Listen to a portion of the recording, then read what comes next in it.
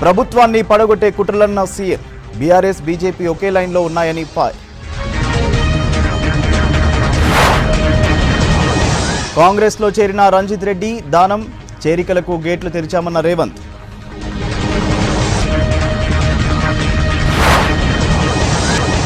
బీజేపీలోకి బీఆర్ఎస్ నేత ఆరూరి రమేష్. రేపు జగిత్యాలలో ప్రధాని మోదీ సభ.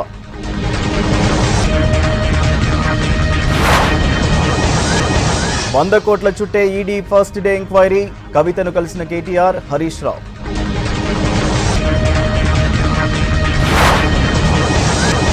మరో 2 రోజులు వానలు, వడగండ్లు. వరి, మామిడి, మొక్కజొన్నకు నష్టం.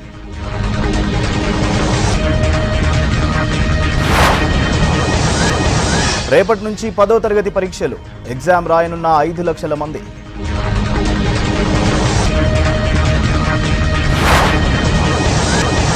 జెండాలు వేరైనా ఏపీ అభివృద్ధి ఎజెండా. ఒకే వేదిక మీద మోదీ, బాబు, పవన్.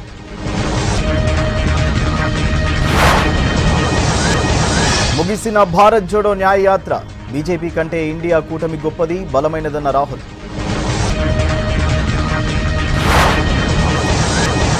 జూన్ 2న అరుణాచల్, సిక్కిం రిజల్ట్. అసెంబ్లీ గడువు దృష్ట్యా డేట్ చేంజ్.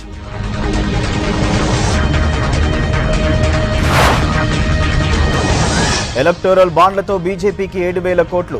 2వ ప్లేస్లో టీఎంసీ. కొత్త డేటా రిలీజ్.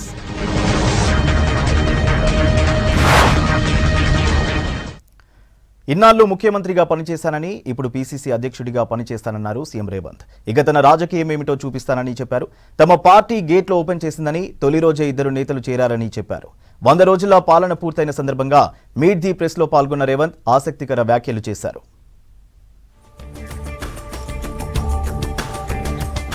ఎన్నికల నగారా మోగిందని, ఇక తన రాజకీయం ఏంటో చూపిస్తానని అన్నారు సీఎం రేవంత్ రెడ్డి. ప్రభుత్వాన్ని పడగొడదామంటే చూస్తూ కూర్చుంటామా అని అన్నారు. కాంగ్రెస్ సర్కార్ 100 రోజులు పూర్తి కావడంతో మీట్ ది ప్రెస్ లో మాట్లాడిన సీఎం తమ పార్టీ గేట్లు ఓపెన్ చేసిందని చెప్పారు. గేట్లు తెరవగానే ఓ ఎమ్మెల్యే, ఎంపీ పార్టీలో చేరారన్నారు రేవంత్. ఇవాళ ఆల్రెడీ గేట్ ఓపెన్ చేసినా అని చెప్పిన. అవతల ఖాళీ అయినాక ఇక మూసినా తెరిచినా ఒకటే కదా. గేట్ ఓపెన్ అయింది మిత్రమా. పొద్దున గేట్ ఓపెన్ చేసి ఒక్క గేట్ తెరిచిన, మొత్తం తెరవాలి తీసుకోండి. పొద్దున్నే లేదు. ఇవాళ present MLA, present MP already gate open చేసినాం. 100 రోజుల్లో రాష్ట్రంలో ప్రజాపాలన అందించామన్నారు ముఖ్యమంత్రి రేవంత్ రెడ్డి. ప్రజల ఆకాంక్షలకు అనుగుణంగా నియంత పోకడలను పూర్తిగా చెడిపేస్తున్నామని చెప్పారు. 2023 డిసెంబర్ 3కు తెలంగాణ విముక్తి రోజుకున్న ప్రాముఖ్యం ఉందన్నారు సీఎం. పన్నులు ఎగ్గొట్టే వారిపై చర్యలు తీసుకుంటున్నామన్నారు. సెప్టెంబర్ 17, 1948కి ఎంత ప్రత్యేకత ఉందో, తెలంగాణ రాష్ట్రంలో డిసెంబర్ 3, 2023 కూడా అంతే ప్రత్యేకత, ప్రాధాన్యత. ప్రపంచమంతా ఇటువైపు అబ్బురపడే విధంగా ప్రజలిచ్చిన తీర్పు ఆ రోజు వచ్చింది. అందుకే అంత ప్రాధాన్యత ఉంది. 1000 కోట్లకు పోయింది వాళ్ళ అవినీతి. పారదర్శకమైన విచారణ చేస్తాం, బాధ్యులైన వాళ్ళందరినీ శిక్షిస్తాం. రాష్ట్రంలో ఫ్రీ కరెంట్ అమలు కాకుండా కొందరు కుట్రలు చేస్తున్నారని విమర్శించారు సీఎం రేవంత్. ఎన్నికల్లో ఇచ్చిన గ్యారంటీలను పక్కాగా అమలు చేస్తున్నామని వివరించారు. తెల్ల రేషన్ కార్డు ఉన్న ప్రతి ఒక్కరికి 200 యూనిట్ల వరకు ఫ్రీ కరెంట్ ఇస్తామన్నారు రేవంత్. అదేవిధంగా వ్యవసాయానికే ఉచిత కరెంటు కాదు, భూమి లేని పేదలకు ఇళ్లలో కరెంటు బిల్లులు కూడా మోగుతున్నాయన్న ఆలోచనతోని తెల్లని రేషన్ కార్డు ఉన్న ప్రతి పేదవాడికి 200 యూనిట్ల వరకు ఉచిత కరెంటు ఇస్తామని చెప్పి దాన్ని అమలు చేసినాం. ఇప్పటికీ 38 లక్షల కుటుంబాలు ఈ పథకాన్ని వినియోగించుకున్నాయి. ఆర్ఎస్ ప్రవీణ్ కుమార్ పై స్పందించారు సీఎం. సర్వీస్ లో ఉంటే ఆర్ఎస్పీ డీజీపీ అయ్యేవారన్నారు. బలహీన వర్గాల పట్ల నిబద్ధతతో ఉన్న RS Praveen Kumar TSPSC chairman పదవి ఆఫర్ చేస్తే తిరస్కరించారని చెప్పారు. ఆర్ఎస్పీ బీఆర్ఎస్ లో చేరికపై తాను ఎలాంటి కామెంట్ చేయదలుచుకోలేదన్నారు. ప్రవీణ్ పట్ల నాకు ఇప్పటికీ గౌరవం ఉంది. ఒక సామాజిక బాధ్యత ఉండి ప్రజల కోసం తన ఇంపార్టెంట్ పోస్ట్ అంటే తను డీజీపీ అయి ఉండేవాడు సర్వీస్లో ఉంటే. మొన్న కూడా నేను పబ్లిక్ సర్వీస్ కమిషన్ చైర్మన్గా వారికి ఆఫర్ ఇచ్చిన. వారు అది కూడా తిరస్కరించారు. లేదు, నాకు ఇంకా పెద్ద బాధ్యత ఉన్నది, సమాజంలో నేను చేయాల్సిన పని ఉంది అని వారు. సో మరి ఈరోజు ఒకవేళ వారు కేసీఆర్తో చేరుతున్నారంటే ఇంకా వారే తెలంగాణ సమాజానికి జవాబు చెప్పాలి. ఇంకా నేను కామెంట్ చేయడానికి కూడా ఏం లేదు, ఎందుకంటే వారి పట్ల మన్నున్న గౌరవం ఈ రోజు కూడా నాకుంది. బీఆర్ఎస్ కు షాక్ ఇచ్చారు Chevella MP Ranjith Reddy. Khairatabad MLA Danam Nagender CM Revanth Reddy Congress state incharge Deepa Das Munshi సమక్షంలో రంజిత్ రెడ్డి దానం కాంగ్రెస్ లో చేరారు. కండువాలు కప్పి పార్టీలోకి ఆహ్వానించారు రేవంత్, దీపాదాస్. ముంబై చేరుకున్న సీఎం రేవంత్ రెడ్డి రాహుల్ న్యాయయాత్ర ముగింపు సభలో పాల్గొన్నారు. దేశంలో సార్వత్రిక ఎన్నికల షెడ్యూల్ ప్రకటనతో ప్రచారంలో స్పీడ్ పెంచింది బీజేపీ. కేంద్రంలో మూడోసారి అధికారంలోకి రావాలనే లక్ష్యంతో పార్టీ అగ్రనేతలు ర్యాలీలు, భారీ బహిరంగ సభలు నిర్వహిస్తున్నారు. కేంద్ర ప్రభుత్వం అమలు చేస్తున్న సంక్షేమ పథకాలను వివరిస్తూ ప్రతిపక్ష పార్టీ నేతల అవినీతి, అక్రమాలను ప్రజలకు వివరించే ప్రయత్నం చేస్తున్నారు. రేపు జగిత్యాలలో నిర్వహించనున్న బీజేపీ విజయ సంకల్ప సభకు ప్రధాని మోదీ ముఖ్య అతిథిగా హాజరు కానున్నారు. రేపు జగిత్యాలలో నిర్వహించనున్న బీజేపీ విజయ సంకల్ప సభకు అంతా సిద్ధమైంది. సభకు ప్రధాని మోదీ హాజరు కానున్నారు. హైదరాబాద్ నుంచి ప్రత్యేక హెలికాప్టర్లో బయలుదేరి 11 గంటల 15 నిమిషాలకు జగిత్యాల చేరుకుంటారు మోదీ. అక్కడి నుంచి పబ్లిక్ మీటింగ్కు రోడ్డు మార్గంలో వెళ్లనున్నారు. 11:30 నుంచి 12 గంటల 20 నిమిషాల వరకు ప్రజలను ఉద్దేశించి ప్రసంగిస్తారు ప్రధాని. 12 గంటల 25 నిమిషాలకు జగిత్యాల నుంచి బయలుదేరి 1 గంట 30 నిమిషాలకు బేగంపేట ఎయిర్పోర్టుకు చేరుకుంటారు. అక్కడి నుంచి కర్ణాటకలోని శివమొగ్గకు వెళ్లనున్నారు ప్రధాని మోదీ. ప్రధాని మోదీ హాజరయ్యే జగిత్యాల విజయ సంకల్ప సభను విజయవంతం చేయాలని పార్టీ శ్రేణులు, అభిమానులకు పిలుపునిచ్చారు ఎంపీ అరవింద్. జగిత్యాలలో నిజామాబాద్, కరీంనగర్, పెద్దపల్లి పార్లమెంటు నియోజకవర్గాల బీజేపీ విజయ సంకల్ప సభ జరగనుంది. సభ ఏర్పాట్లు పర్యవేక్షించారు నిజామాబాద్ ఎంపీ అరవింద్. 18 మార్చి పొద్దున 9 గంటల నుండి విజయ సంకల్ప సభ కార్యక్రమం జగిత్యాలలోని గీతా విద్యాలయం గ్రౌండ్ లో జరుగుతూ ఉంది. నిజామాబాద్ పార్లమెంట్, కరీంనగర్ పార్లమెంట్ మరియు పెద్దపల్లి పార్లమెంట్ నుంచి అందరూ భారతీయ జనతా పార్టీ శ్రేయోభిలాషులు, మోదీ గారి అభిమానులు, భారతీయ జనతా పార్టీ కార్యకర్తలు పెద్ద ఎత్తున తరలి వచ్చి ఈ సభని సక్సెస్ఫుల్ చేయాల్సిందిగా కోరుతా ఉన్నాను. బీఆర్ఎస్ ఎమ్మెల్సీ కవిత అరెస్టుతో కేంద్రానికి, బీజేపీకి సంబంధం లేదన్నారు కేంద్ర మంత్రి కిషన్ రెడ్డి. ఢిల్లీ లిక్కర్ కేసులో ఈడీ అరెస్టు చేస్తే బీఆర్ఎస్ నేతలు బీజేపీపై ఆరోపణలు చేయడమేంటని ప్రశ్నించారు. మోదీ మూడోసారి ప్రధాని కావాలని దేశ ప్రజలు కోరుకుంటున్నారని తెలిపారు. బీఆర్ఎస్ మాజీ ఎమ్మెల్యే ఆరూరి రమేష్ కిషన్ రెడ్డి సమక్షంలో బీజేపీలో చేరారు. ఆరూరి రమేష్ కు కండువా కప్పి పార్టీలోకి ఆహ్వానించారు కిషన్ రెడ్డి. టీఆర్ఎస్ నాయకులు చెప్తా ఉన్నారు, భారతీయ జనతా పార్టీ కుట్ర చేసి కవితను అరెస్ట్ చేసిందని. భారతీయ జనతా పార్టీకి కానీ, తెలంగాణ రాష్ట్రానికి కానీ కవిత గారి కేసుతో ఏ రకమైనటువంటి సంబంధం లేదు. ఈ కేసు ఢిల్లీ రాష్ట్ర ప్రభుత్వానికి సంబంధించినటువంటి కేసు. ఈ కేసుకు తెలంగాణకు ఏ రకమైనటువంటి సంబంధం లేదు, రాజకీయాలకు అసలే సంబంధం లేదు. రాష్ట్రంలో అబద్దాల హామీలతో కాంగ్రెస్ అధికారంలోకి వచ్చిందన్నారు కేంద్ర మంత్రి కిషన్ రెడ్డి. కాంగ్రెస్ ఎన్నికల సమయంలో ఇచ్చిన హామీలను అమలు చేయలేదని విమర్శించారు. బీజేపీ స్టేట్ ఆఫీసులో ప్రశ్నిస్తున్న తెలంగాణ పోస్టర్ ఆవిష్కరించారు కిషన్ రెడ్డి, లక్ష్మణ్. పోరాటాలతో వచ్చిన తెలంగాణ ఒక కుటుంబం చేతిలో బలైందన్నారు. కాంగ్రెస్ ఇచ్చిన హామీలు అమలు చేసే వరకు వెంటాడుతామన్నారు కిషన్ రెడ్డి. 100 రోజుల్లో స్పష్టంగా మేనిఫెస్టో పెట్టారు.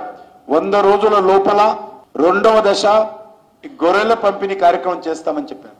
కానీ గొర్రెలు ఎక్కడ పోయినాయో, గ్యారంటీలు ఎక్కడ పోయిందో, అది ప్రగతి భవన్ లో ఉందా, సెక్రటరియట్ లో ఉందా, ముఖ్యమంత్రి గారి ఇంట్లో ఉందా తెలియని పరిస్థితి ఏర్పడింది. రేషన్ కార్డులు ఎప్పుడు ఇస్తారు, ఇస్తారా ఇవ్వరా, దేవాలయాలకు 12,000 రూపాయలు ప్రతి నెల ఇస్తామని చెప్పారు. ఈ రకంగా అనేక రకాల గ్యారంటీలు కాంగ్రెస్ పార్టీ ఇచ్చి ప్రజలను మభ్యపెట్టి ఈరోజు తెలంగాణ సమాజానికి, తెలంగాణ ప్రజలకు వెన్నుపోటు పొడిచింది. వికసిత్ భారత్ లో భాగంగా అడ్వకేట్ మీట్ నిర్వహించింది బీజేపీ. కార్యక్రమానికి కిషన్ రెడ్డి, లక్ష్మణ్ హాజరయ్యారు. హోటల్ క్షత్రియాలో BJP legal cell and legislative affairs department advocate meet నిర్వహించింది. పార్టీలు ఉచితాల పేరుతో ప్రజలను మభ్యపెడుతున్నాయన్నారు లక్ష్మణ్. రాజకీయ పార్టీలు ఏ రకంగా పోటీ పడుతూ ఉన్నాయి, వాళ్ళ ఓటు సాధించడానికి, ఓటు పొందడానికి ఓట్ బ్యాంక్ పాలిటిక్స్, ఇవన్నీ కూడా ఒక డివిజివ్ పాలిటిక్స్. ఈ ఉచితాలు, గ్యారెంటీల పేరు మీద ఏ రకంగా ప్రజలను మభ్యపెట్టి ప్రలోభపరిచి ఓట్లు దండుకోవడం తప్పితే ఎన్నికల తర్వాత ఏ రకంగా విస్మరిస్తూ ఉన్నారో మనం చూస్తూ ఉన్నాం. బీజేపీ హిందూ ధర్మం గురించి మాట్లాడితే మతతత్వ పార్టీ అంటూ ప్రతిపక్షాలు ఆరోపణలు చేయడం సరికాదన్నారు ఎంపీ బండి సంజయ్. తెలంగాణ విమోచన దినోత్సవం సెప్టెంబర్ 17ను అధికారికంగా నిర్వహించాలని కేంద్రం గెజిట్ విడుదల చేసిందన్నారు. రజాకారుల వారసత్వ పార్టీ ఎంఐఎం అంటూ ఆరోపించారు. కరీంనగర్లో రజాకర్ సినిమా చూసిన బండి సంజయ్ చిత్ర యూనిట్ ను అభినందించారు. హిందూ ధర్మం గురించి మేము ఆలోచిస్తే, హిందూ సమాజం గురించి మేము ఆలోచిస్తే, ఈ కోనా లౌకికవాదులు, ఈ సెక్యులర్ పార్టీలను చెప్పుకుంటే వాళ్ళు ఈ సినిమా చూసిన తర్వాత మరి హిందూ ధర్మం గురించి ఆలోచించాలా, హిందూ సమాజంలో చైతన్యం తీసుకోవడానికి కష్టపడి పనిచేయాలా లేదా ఆలోచించండి. సిగ్గు లేకుండా మళ్ళా ఈ కాంగ్రెస్ పార్టీ గాని గతంలో బీఆర్ఎస్ పార్టీ గాని ముస్లిం రిజర్వేషన్ అమలు చేస్తామని చెప్పాలని నిశ్చితంగా చెప్తున్నారు. మళ్ళా అంటే మళ్ళా నిజాం కాలాన్ని మళ్ళా తీసుకొచ్చే ప్రయత్నం చేస్తున్నారు.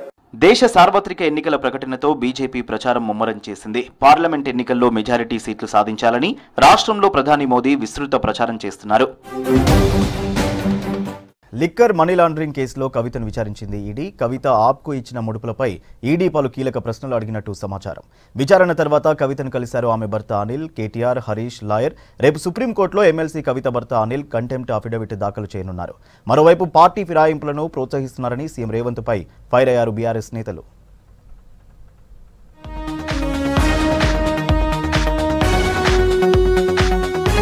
ఢిల్లీ లిక్కర్ మనీ లాండరింగ్ కేసులో బీఆర్ఎస్ ఎమ్మెల్సీ కవితను తొలి రోజు విచారించింది ఈడీ. ఆప్కు ఇచ్చిన ముడుపులు ఎక్కడి నుంచి వచ్చాయని ఈడీ ప్రశ్నించినట్టు తెలుస్తోంది. ఐటీసీ కోహినూర్ లో జరిగిన సమావేశాలపై ఆరా తీసింది. 33% ఇండో స్పిరిట్ లాభాలపై కవిత నుంచి సమాచారం రాబట్టింది. అరుణ్ పిల్లై మీ బినామీనని వాంగ్మూలం ఇచ్చారని, దీనిపై మీరేమంటారని కవితను విచారించినట్లు తెలుస్తోంది. ఢిల్లీలో పలు హోటళ్లలో జరిగిన సమావేశాలకు ఎవరెవరు హాజరయ్యారని క్వశ్చన్ చేసినట్లు తెలుస్తోంది. మనీష్ సిసోడియా, అరవింద్ కేజ్రీవాళ్లతో ఉన్న పరిచయాలు ఏంటని ప్రశ్నించినట్లు టాక్ నడుస్తోంది. ఇండో స్పిరిట్ లో భాగస్వామ్యం కోసం ఎంత పెట్టుబడి పెట్టారని పలు ప్రశ్నలు కవితను ఈడీ అధికారులు అడిగినట్లు తెలుస్తోంది. ఈడీ ప్రధాన కార్యాలయంలో ఎమ్మెల్సీ కవితను కలిశారు ఆమె భర్త అనిల్, కేటీఆర్, హరీష్, న్యాయవాదులు. ఉదయం హైదరాబాద్ నుంచి ఢిల్లీ బయలుదేరిన బీఆర్ఎస్ నేతలు మధ్యాహ్నం ఢిల్లీ చేరుకుని కస్టడీలో ఉన్న కవితను కలిశారు. న్యాయ పోరాటం చేద్దామని కవితకు ధైర్యం చెప్పినట్లు తెలుస్తోంది. తర్వాత న్యాయవాది మోహిత్ రావును కలిశారు కవిత. రేపు సుప్రీంకోర్టులో ఎమ్మెల్సీ కవిత భర్త అనిల్ కంటెంప్ట్ అఫిడవిట్ దాఖలు చేయనున్నారు. పార్టీని మారే వాళ్లను ఎవరిని వదిలిపెట్టమన్నారు బీఆర్ఎస్ నేత దాసోజు శ్రవణ్. గతంలో పార్టీలు మారిన వాళ్లను సస్పెండ్ చేయాలన్న రేవంత్ ఇప్పుడు పార్టీ ఫిరాయింపులను ప్రోత్సహిస్తున్నారని మండిపడ్డారు. గతంలో వివిధ పార్టీల నేతలు బీఆర్ఎస్ లో చేరితే తప్పుబట్టిన రేవంత్ ఇప్పుడెందుకు తమ పార్టీ వాళ్లను కాంగ్రెస్ లో చేర్చుకుంటున్నారని ప్రశ్నించారు. పార్టీలు మారిన వాళ్లపైన డబ్బులిచ్చి కొనుక్కున్నారని చెప్పని సిబిఐ కేసులు పెట్టాలని చెప్పని, పార్టీ ఫిరాయిస్తే ఉరిదీయాలని చెప్పని, పార్టీ ఫిరాయిస్తే రాళ్లతో కొట్టాలని చెప్పని, పార్టీ ఫిరాయిస్తే శవయాత్రలు చేయాలని చెప్పని, మరి వాళ్ళ రంజిత్ రెడ్డి, లేకపోతే దానం నాగేందర్, ఇంకా పసుడూరి దయాకర్, ఇంకా చాలా మంది ఎవరెవరో కొంతమంది 4-5 మారినట్టున్నారు. వాళ్ళందరిపైన కూడా సిబిఐ కేసులు పెడతావా రేవంత్ రెడ్డి? వాళ్ళందరిపైన కూడా శవయాత్రలు చేస్తావా? వాళ్లపైన కూడా రాళ్లతో కొడతావా? వాళ్లపైన కూడా ఉరిదీసే చట్టాలు తీసుకురావాలని చెప్పని డిమాండ్ చేస్తావా అని చెప్పని తెలియజేస్తూ రేవంత్ రెడ్డి చెప్పే మా నీతులే ఒకటి, చేసే పనులు ఒకటి. ఇక పార్లమెంటు ఎన్నికల్లో గెలుపు కోసం పార్టీ ప్రజా ప్రతినిధులు, నేతలంతా కలిసి ముందుకు వెళ్తామన్నారు మాజీ మంత్రి మల్లారెడ్డి. బీఆర్ఎస్ అధికారంలో లేకపోవడం వల్ల ఏం కోల్పోయారో ప్రజలకు ఇప్పుడిప్పుడే అర్థమవుతోందన్నారు ఆ పార్టీ మల్కాజ్గిరి ఎంపీ అభ్యర్థి రాగిడి లక్ష్మారెడ్డి. బోయిన్పల్లిలోని మాజీ మంత్రి మల్లారెడ్డి ఇంట్లో సమావేశమయ్యారు మల్కాజ్గిరి పార్లమెంటు నియోజకవర్గం బీఆర్ఎస్ ప్రజా ప్రతినిధులు, నేతలు. రేపటి నుంచి రాష్ట్రంలో ప్రారంభం కానున్న 10వ తరగతి పరీక్షలకు అధికారులు అన్ని ఏర్పాట్లు పూర్తి చేశారు. ఉదయం 9:30 నుంచి మధ్యాహ్నం 12:30 వరకు పరీక్షలు నిర్వహించనున్నారు. పరీక్షలకు 1 నిమిషం నిబంధన తొలగించిన విద్యాశాఖ 5 నిమిషాలు ఆలస్యమైనా అనుమతించాలని నిర్ణయించింది. ఇక సెల్ ఫోన్ల వినియోగంపై అధికారులు కఠిన ఆంక్షలు విధించారు.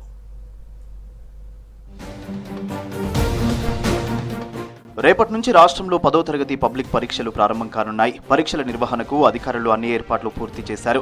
ఉదయం 9:30 నుంచి మధ్యాహ్నం 12:30 వరకు పరీక్షలు నిర్వహించనున్నారు. సైన్స్ పరీక్షకు మాత్రం ఉదయం 9:30 నుంచి మధ్యాహ్నం 12:50 వరకు, వొకేషనల్ కోర్సుకు ఉదయం 9:30 నుంచి 11:30 వరకు పరీక్షలు జరుగుతాయన్నారు అధికారులు. ఏప్రిల్ 2 వరకు 10వ తరగతి పరీక్షలు జరగనున్నాయి. పార్లమెంట్ ఎన్నికలతో గతంలో కంటే ముందుగానే ఈ ఏడాది 10వ తరగతి పరీక్షలను నిర్వహిస్తోంది ప్రభుత్వం. రాష్ట్ర వ్యాప్తంగా మొత్తం 5,08,385 మంది విద్యార్థులు పరీక్షకు హాజరు కానున్నారు. వీరిలో బాలురు 2,57,952 మంది, బాలికలు 2,50,433 మంది ఉన్నారు.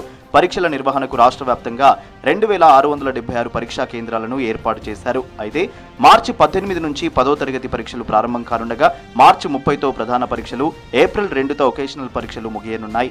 ఇప్పటికే అధికారులు పరీక్షలు రాసే విద్యార్థులకు హాల్ టికెట్లు, ప్రింటెడ్ నామినల్ రోల్స్ ను పంపిణీ చేశారు.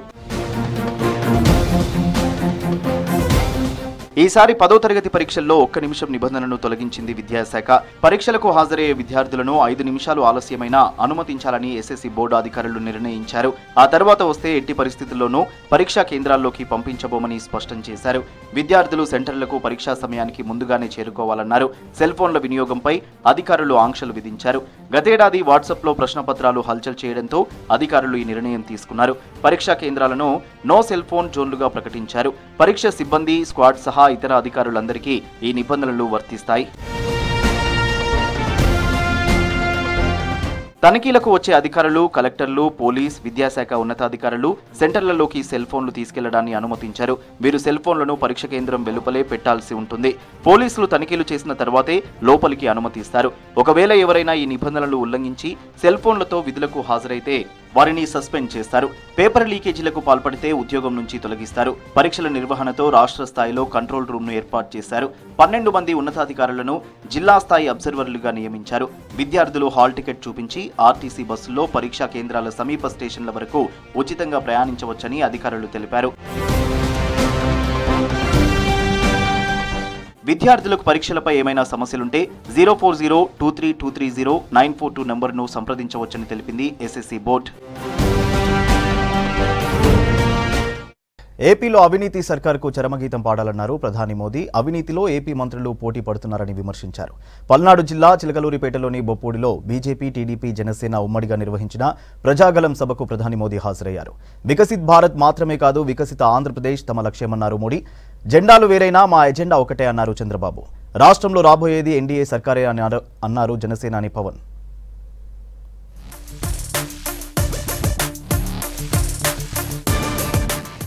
ఏపీలో 5 ఏళ్లలో అవినీతి తప్ప అభివృద్ధి జరగలేదన్నారు ప్రధాని మోదీ.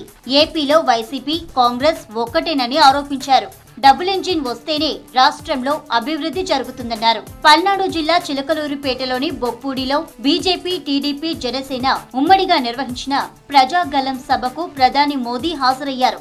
అవినీతి పార్టీ వల్లే ఏపీ అభివృద్ధి చెందలేదని ఆరోపించారు. ఏపీ సమగ్ర అభివృద్ధి కోసం ఎన్డీఏకు ఓటేయాలని పిలుపునిచ్చారు.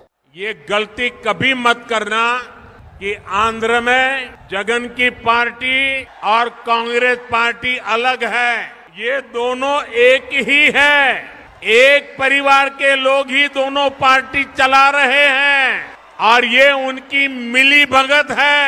ये दोनों एक ही चट्टे बट्टे के आजू बाजू है। कोई गलती मत करना।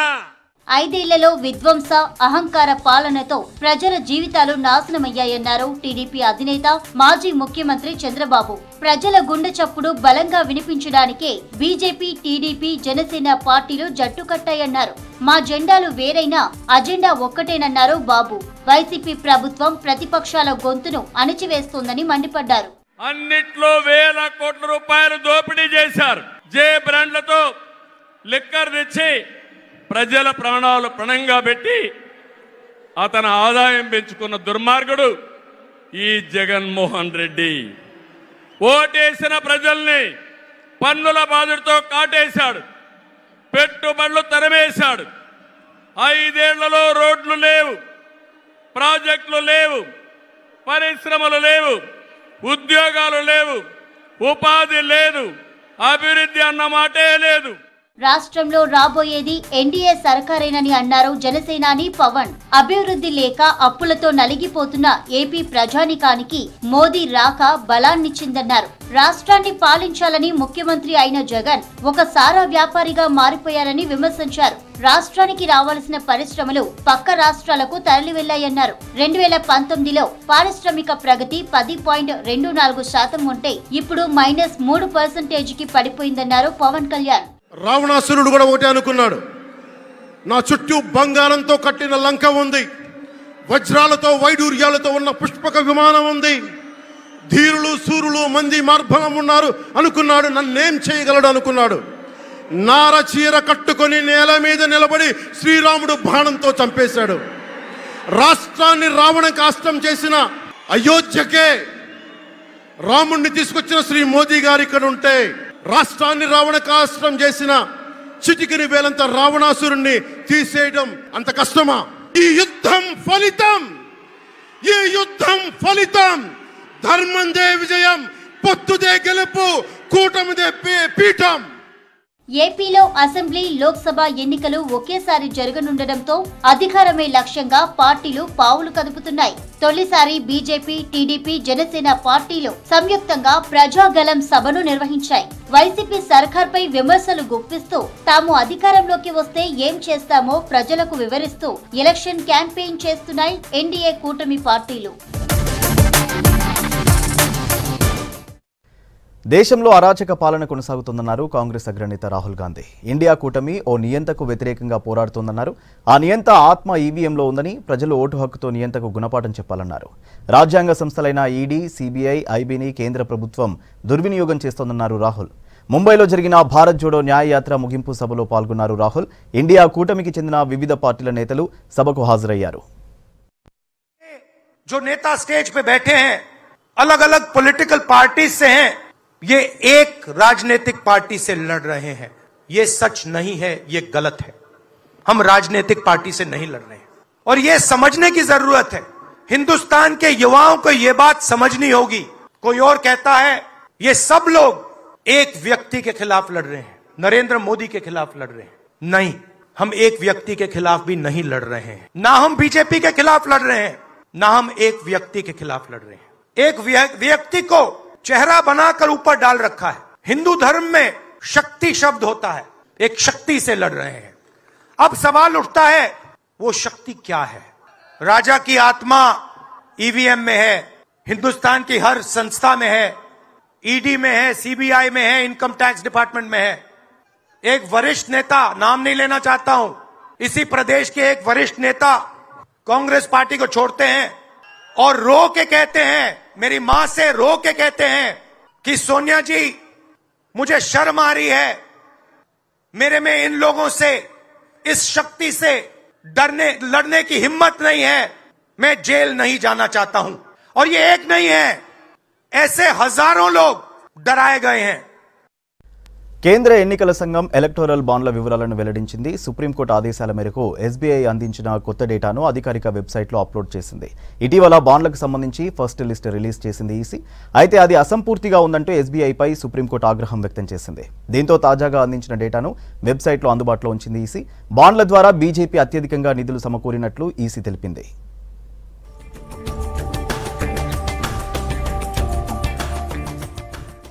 భారత ఎన్నికల సంఘం ఎలక్టోరల్ బాండ్లకు సంబంధించి కొత్త డేటా వెల్లడించింది. ఎస్బీఐ ఇచ్చిన ఎలక్టోరల్ బాండ్ల వివరాలు, బ్యాంకు ఖాతాల సమాచారాన్ని వెబ్సైట్లో అప్లోడ్ చేసింది.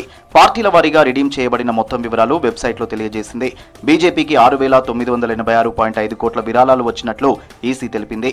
అత్యధికంగా 2019-20 మధ్యకాలంలో 2,555 కోట్లు విరాళంగా వచ్చాయి. తృణమూల్ కాంగ్రెస్ కు ఎన్నికల బాండ్ల ద్వారా 1,397 కోట్ల నిధులు సమకూరాయి. బీజేపీ తర్వాత అత్యధికంగా టీఎంసీ పార్టీకే విరాళాలు వచ్చినట్లు తెలుస్తోంది. కాంగ్రెస్ పార్టీకి 1,334 కోట్ల నిధులు వచ్చాయి.